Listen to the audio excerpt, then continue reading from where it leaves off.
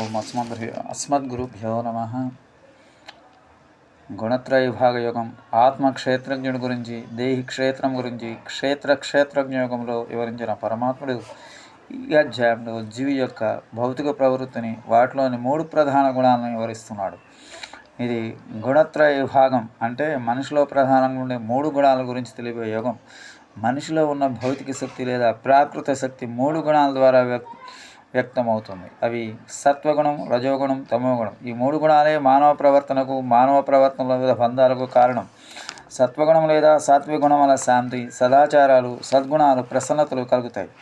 రజోగుణం వల్ల అంతులేని కోరికలు, భౌతిక సంపదలపై వాంఛలు కలుగుతాయి. తమో గుణం వల్ల సోమరతనం, ప్రమాదాలు జరుగుతాయి. ఈ 3 గుణాలలో సత్వగుణం ఉత్తమంగా అనిపించినా అది కూడా కర్మబంధాలకు కారణమే. అందువలన అలాంటి 3 గుణాల సహజ ధర్మాలు తెలుసుకుని వాటిని అతీతంగా ఎదగాలంటే పరమాత్మ అది ఎదిగిన వాడి లక్షణాలు తెలుపుతున్నాడు ఈ అధ్యాయంలో. శ్రీమతే రమ్యజా మాతృ మనేంద్రాయ మహాత్మనే శ్రీరంగవాసనే భూయాత్ నిత్యశ్రీ నిత్యమంగళం. ఓం అస్మత్